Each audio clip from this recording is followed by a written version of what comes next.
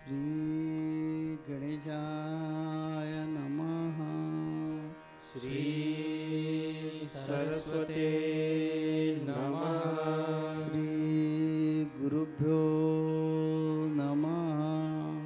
जगद्गुरु नरेंद्राचार्य महाराज की जय। सद्गुरु काडसिद्धेश्वर महाराज की जय। संत शिरोमणि गजानन महाराज की जय। आद्य जगद्गुरु रामानंदाचार्य महाराज की जय। सियावल्लभ रामचंद्र की जय। गुरुर्ब्रह्मा गुरुर्विष्णु गुरुर्देवो महेश्वरा गुरुर्साक्षात् परब्रह्म तस्मै श्री गुरवे नमः। सार्थ श्री ज्ञानेश्वरी अध्याय तिसरा। श्रीराम जे देहची आपण पे मानिते आणि विषयांते भोग्य म्हणते, या परते न स्मरिते आणिक काही। हे यज्ञोपकरण सकळ नेणत ते वरळा, अहम बुद्धी केवळा भोगू पाहती। इंद्रिय रुची सारिखे करवितीये पाकनिके, ते पापिये पातके सेविती जाण। संपत्ती जात आघवे हे हवन द्रव्य मानावे, मग स्वधर्म यज्ञे अर्पावे आदी पुरुषी। हे सांडोनिया मूर्ख आपण पेया लागी देख, निपजविती पाक नानाविध। पुंडलीक वरदे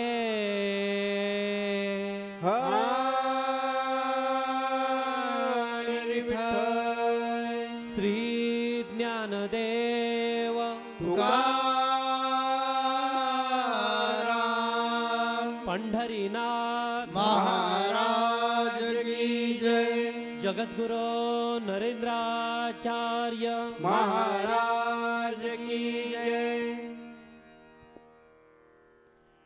परम श्रद्धेय जगद्गुरु श्री स्वामी नरेंद्राचार्य महाराज के चरण कमलों पर नतमस्तक होके उपस्थित सभी साथियों को, सत्संग के साथियों को मेरा सांप्रदायिक श्री गुरुदेव।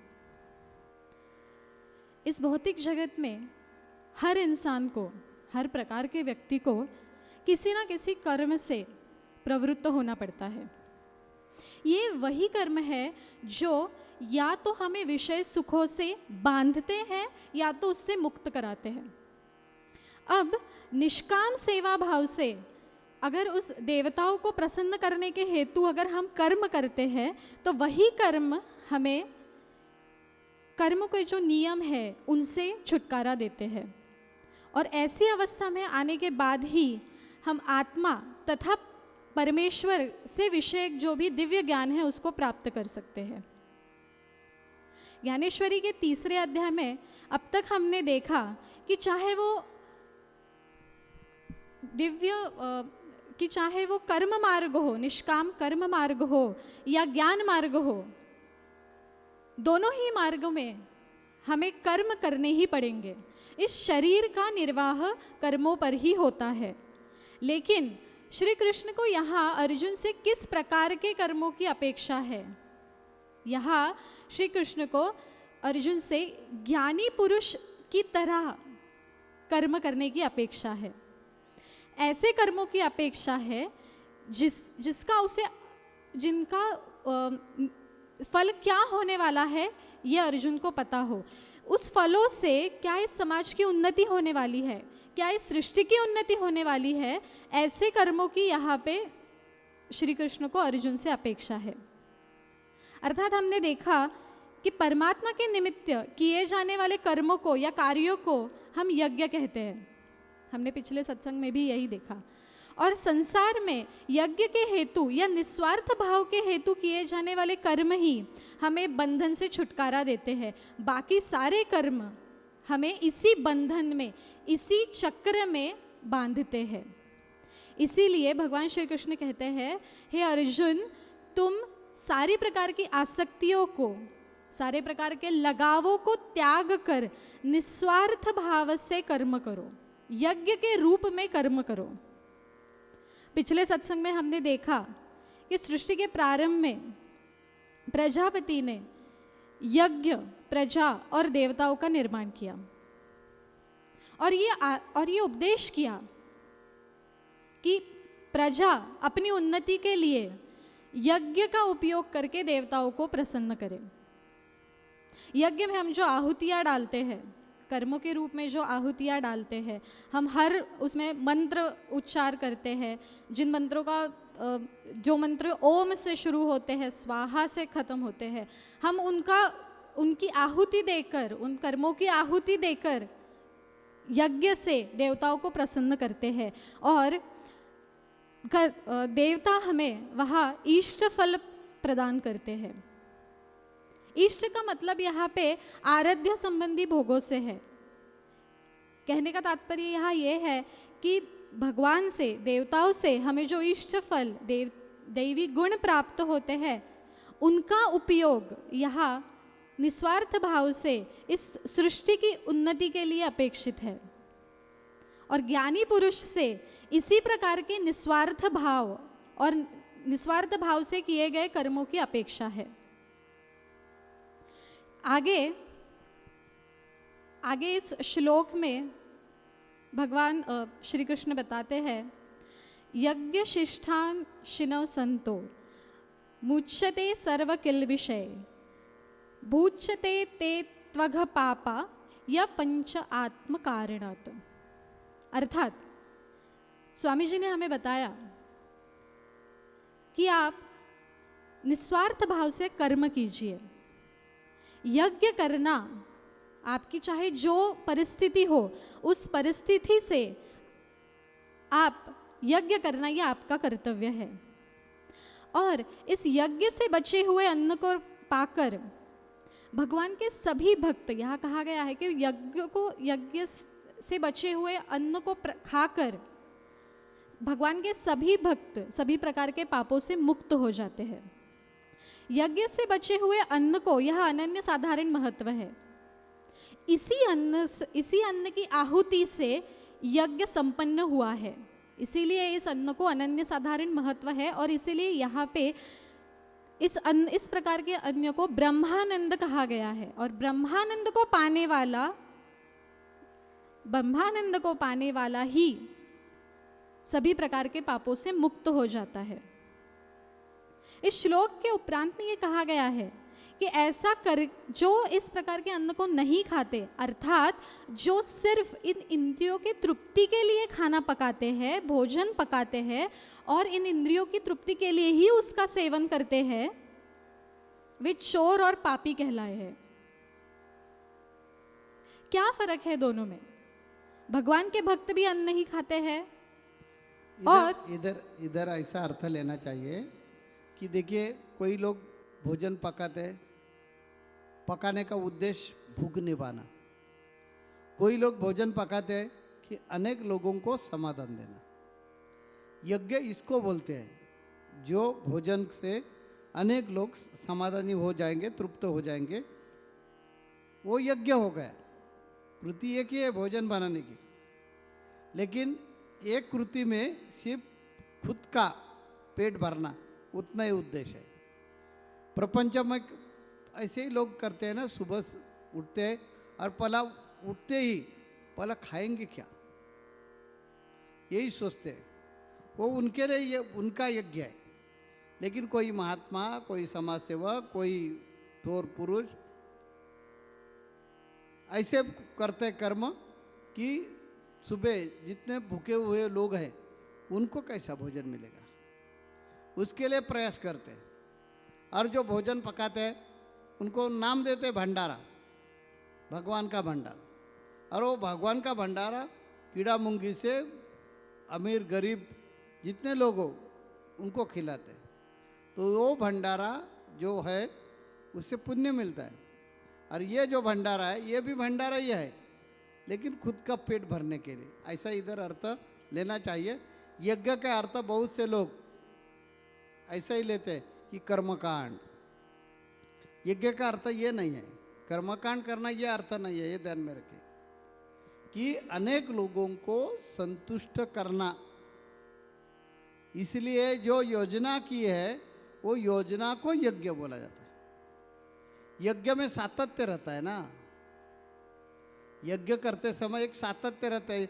यज्ञ बोला कि हमारे सामने मंत्र आते हैं और वो मंत्र का पठन हो जाता है, और कोई 1000 मंत्र या लक्ष्य मंत्र का जब तक पठन होता नहीं है तब तक यज्ञ शुरू ही रहता है। उसमें समिधा, लकड़ी का समिधा, घी और अनाज का कोई भाग उसमें डालते हैं और वो जलाते हैं। उनके लिए 2, 3, 4 घंटा लगेगा, लेकिन कितना भी टाइम हो, जब तक उतने जो संविदा है या रुचा है ये जब तक खत्म नहीं होते तब तक वो यज्ञ शुरू रहेगा। यानी सातत्य, यज्ञ का अर्थ इधर हमने क्या लेना चाहिए, सातत्य, कि सिर्फ मेरे लिए नहीं जीना चाहिए, मेरे खुद के लिए जो जीता है वो पशु और इंसान में फ़र्क क्या है, पशु भी खुद के लिए जीता है। तो इधर हमने यह ब्रॉड अर्थ लेना चाहिए कि यज्ञ का अर्थ ऐसा है कि दूसरे के लिए जीना, दूसरे के लिए दूसरे को समाधान देना, दूसरे को आनंद देना, दूसरे को आनंद देने के लिए जो प्रयास करना चाहिए सातत्य से, वो है यज्ञ। अपना अभी एम्बुलेंस शुरू है, 27 एम्बुलेंस अपने संस्थान से चली है, वो यज्ञ है, क्योंकि 3-4 साल से वो शुरू है। उसमें उसका लाभ मुसलमान लेते हैं, हिंदू लेते हैं, क्रिश्चियन लेते हैं, ये देखा नहीं जाता है। उसका लाभ गरीब लेते हैं या श्रीमंत लोग लेते हैं, ये नहीं देखा जाता है।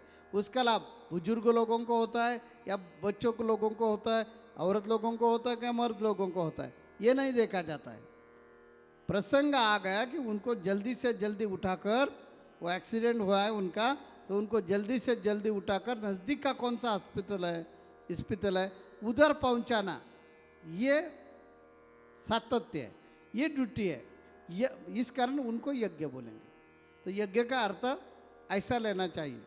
भगवान कृष्ण को भी यह बताने का है कि इसको यज्ञ बोलेंगे। नहीं तो अर्जुन को क्या, कुरुक्षेत्र पर अग्निहोत्र बनाकर उसमें संविदा डालने के लिए बोलने वाला नहीं है भगवान कृष्ण। तो अर्जुन ये मनस्थिति से तैयार हो गए कि हमें ऐसा यज्ञ कर्म वगैरह करने का है, तो अर्जुन को भगवान कृष्ण इससे बाहर लाकर उनको बोल रहे हैं कि आपका फर्ज करो। आपका फर्ज क्या है, आप क्षत्रिय है ना, तो क्षत्रिय का धर्म चलाना, यह यज्ञ चलाना तुम्हारी जिम्मेदारी। ऐसा इधर अर्थ पकड़ना चाहिए। जो भोजन बनाते भगवान को देते नहीं, कुत्ते को घास डालते नहीं, गाय को देते नहीं, कीड़ा मुंगी का हिस्सा रखता नहीं। पहले अपने धर्म में ऐसी पद्धत थी, अभी शहर में रहने वाले लोग ये करते नहीं हैं, लेकिन पहले क्या करते थे कि भोजन बनाया कि पहला जो भोजन है उसको मराठी में नैवेद्य बोलते हैं, हिंदी में क्या बोलते हैं मेरे समझ में नहीं आते। तो नैवेद्य पहला अग्नि देवता के मुख में डालते थे, दूसरा नैवेद्य जो है निकाल कर गाय को देते थे, कुत्ते को खिलाते थे, कीड़ा मुंगी को भी मिलना चाहे उनको भी रखते थे। उसके बाद जो अतिथि है उनको खिलाते थे, उसके बाद घर के लोग भोजन करते थे। ऐसा यज्ञ उनके घर में चलता था। भोजन ये है, लेकिन यह भोजन पर सब लोगों का अधिकार है और उनको उनका हिस्सा मिलना ही चाहिए। ये मेरी जिम्मेदारी, ये मेरी ड्यूटी है, क्योंकि मैं अग्निहोत्री हूँ। अग्नि यानी वो जो यज्ञ है वो चलाना मेरा ड्यूटी है, क्योंकि मैं गृहस्थी हूँ और गृहस्थी का काम ही है भोजन करना। लोगों को सुख देना, लोगों को आनंद देना, सब लोगों का ख्याल रखना, ये गृहस्थी जो है, ये गृहस्थ आश्रम का कर्तव्य है, उनका वो पहला यज्ञ है। अभी सुधारना हो गई है, हम ब्लॉक में गए और नज़दीक का जो पड़ोसी वाला है 6 इंच पर रहता है, वो जिंदा है या मरा है इसका भी कभी ख्याल नहीं रखते। तो भोजन देना, उनको उनकी पूछताछ करना तो अलग बात रह गई।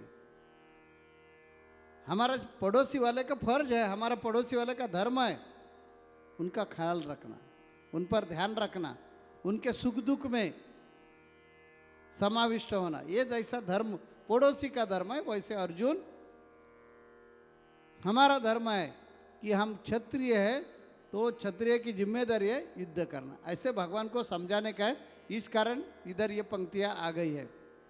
और भगवान समझा रहे हैं कि अर्जुन ये देखिए कि जो ये भोजन है, ये भोजन सबको खिलाना।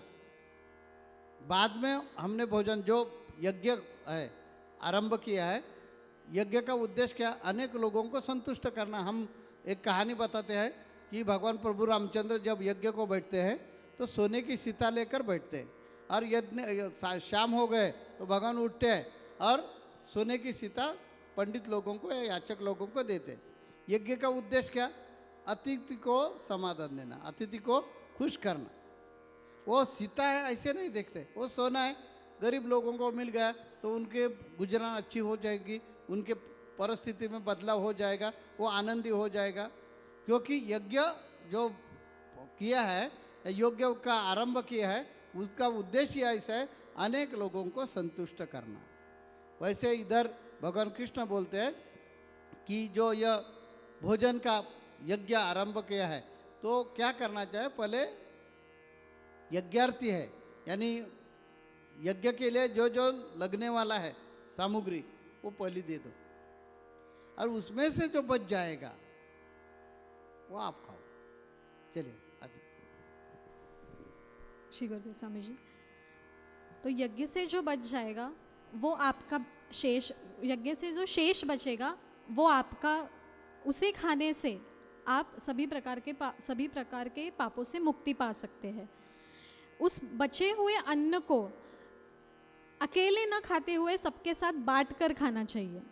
यही हम देखते हैं, हम जब भी यज्ञ करते हैं तो हम देखते हैं कि हम सबको बुलाते हैं, हमारे पड़ोसी हो या हमारे जो हित संबंधी हो, हम सबको बुलाते हैं और बड़े ही समर्पित भाव से हम उनको वो अन्न प्रदान करते हैं, हम उनको वो अन्न देते हैं। यहाँ पे हमारे अंदर वो भाव होना भी ज़रूरी है, वो समर्पण का भाव, वो अर्पण करने का भाव। जब यज्ञ कर रहे हैं तब भी अर्पण करने का भाव, समर्पण करने का भाव ज़रूरी है।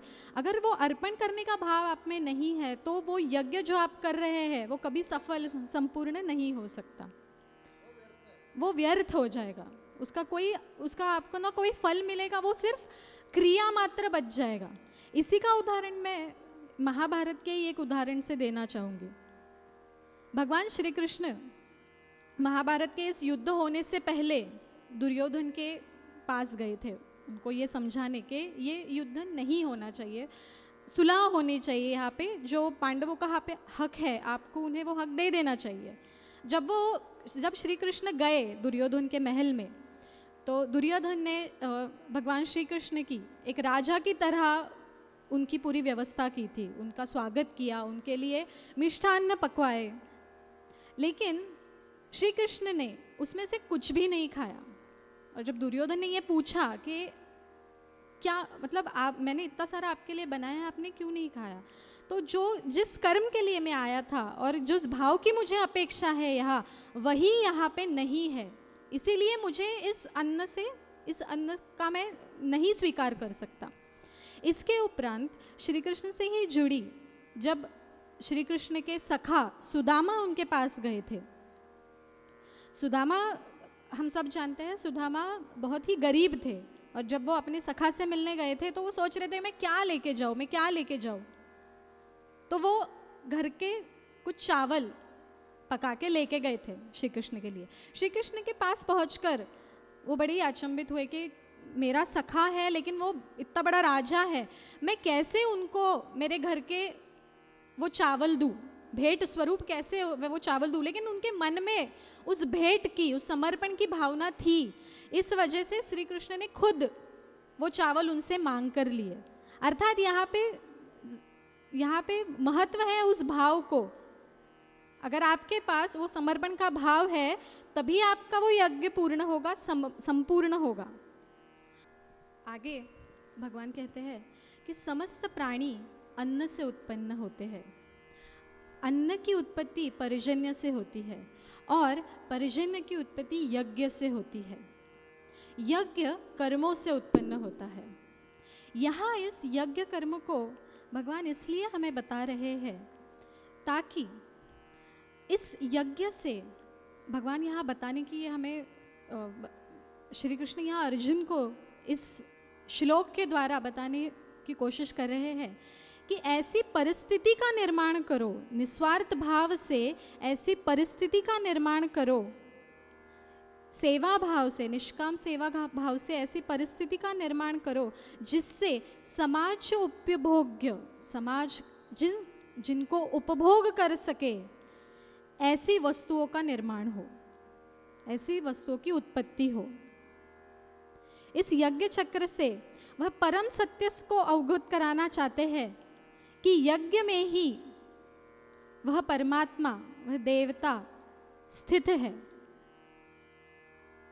और इन यज्ञ में आप अगर निस्वार्थ भाव से कर्म करोगे तो वो तुम्हें इष्टफल प्रदान करेंगे, उन दैवी गुणों का प्रदान करेंगे जिन दैवी गुणों भगवान का। कृष्ण अर्जुन को समझा रहे हैं ना कि अर्जुन, अरे निष्काम कर्म जो बोला जाता है, अच्छा कर्म बोला जाता है जिससे हमें पुण्य मिलता है, वो किसके बोलेंगे? ये बात भगवान कृष्ण अर्जुन को समझा रहा है। और वो समझाते समय भगवान कृष्ण अर्जुन को बोलते हैं कि जो लोग यज्ञ करते हैं, यज्ञ का मुख्य उद्देश्य क्या चाहिए? जीव मात्र को संतुष्ट करना चाहिए। और जीव मात्र को संतुष्ट करवा के जो यज्ञ है, ये यज्ञ से जो बच जाएगा, वो यज्ञ करने वाला आदमी जो है, उन्होंने सेवन किया तो उसमें कुछ गलत नहीं है, वो पाप नहीं है, वो पुण्य है। लेकिन जो मुख्य उद्देश्य है वो पहला सफल होना चाहिए। समझो कि एक देश के रक्षण करने वाले जो मिलिट्री मैन है, उनकी पहली जिम्मेदारी क्या है कि देश की जो बाउंड्री, जो हद्दा है, वो बाउंड्री का रक्षण करना। तो वो करते हुए में उन्होंने कभी गलती नहीं करना चाहिए, वो ड्यूटी में कसूर नहीं करना चाहिए, क्योंकि वो उनका यज्ञ है। बाद में वो कार्य करते समय बाद में उन्होंने समझो दूसरी कुछ मदद की, वो चल सकेगा, वो और भी पुण्य हो जाएगा। लेकिन उनका पहला फर्ज क्या है कि जिनके लिए उनकी नियुक्ति हो गई है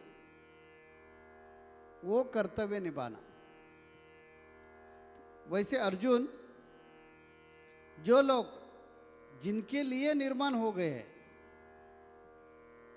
अब कर्तव्य से भागते हैं, वो चोर जैसे ही है। ये शरीर जो मिल गया है, भगवान कृष्ण बोलते हैं कि ये शरीर जो मिल गया है हमें, और मनुष्य शरीर पाकर भी जो अपना कर्तव्य कर्म की उपेक्षा करता है उसको सिर्फ मूढ़ ही समझना चाहिए, यानी मूर्ख ही समझना चाहिए। ऐसे बताकर भगवान कृष्ण अर्जुन को क्या कर रहे हैं कि उनका जो उद्देश्य है ना, युद्ध करना, वहाँ पर ही ला रहे हैं। अभी आपके समझ में आ जाएगा कि यज्ञ यानी कर्मकांड नहीं है। यज्ञ का उद्देश्य इधर ऐसा लेना चाहिए कि जिसके लिए पैदा हुए हैं और ऐसा कर्म करवा के अनेक जीव मात्र की सेवा करना।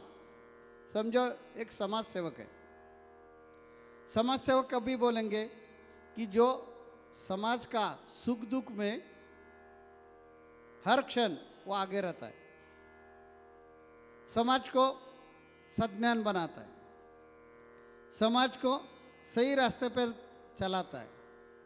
तो समाज सेवा करना उनका यज्ञ है, और वो यज्ञ उन्होंने किया नहीं तो समाज सेवक का लेबल लगाकर फायदा क्या है? वो पाप हो जाएगा, वो समाज सेवक नहीं रहेगा, चोर बोलेंगे उनको। पाखंडी चोर नहीं तो पाखंडी तो जरूर बोलेंगे लोग कि यार ये समाज सेवक का उन्होंने बुर्का पहना है और वो बुर्के के अंदर में छुपकर वो जो कार्य कर रहे हैं वो समाज के लिए नहीं कर रहे हैं, खुद के भलाई के लिए कर रहे हैं। ऐसे कार्य पाप हो जाता है। लेकिन अंतःकरण से समर्पित भाव से उन्होंने समाज सेवा की और उनको जेल में जाना पड़ा। सुनिए, समर्पित भाव से समाज के लिए उनको जेल में जाना पड़ा। समाज पर जो अन्याय हो रहा है उसके लिए उन्होंने आंदोलन किया और आंदोलन करके उनको जेल पे जाने पड़ा। तो गुनहगार नहीं है, ये ध्यान में रखें। ये इधर भगवान कृष्ण अर्जुन को समझा रहे हैं, क्योंकि उनका कर्तव्य है समाज की सेवा करना। और समझो समाज सेवक का बुर्खा उन्होंने पहना है और कुछ खुद का मतलब साध्य करने के लिए उन्होंने फ्रॉड किया या उन्होंने कुछ गुनाह किया और उनको जेल हो गया। तो समाज सेवक हो तो भी नियति उनको माफ नहीं करेगी, वो पापी है। क्यों? क्योंकि उसमें उनका स्वार्थ भरा हुआ है, सिर्फ और सिर्फ उनका खुद का उद्देश्य छुपा हुआ है। खुद का यानी उनका प्रपंच का रह सकता है, बीबी बच्चे, खुद, ऐसा उनका विचार रह सकता है, लेकिन समाज का नहीं ना उसमें विचार।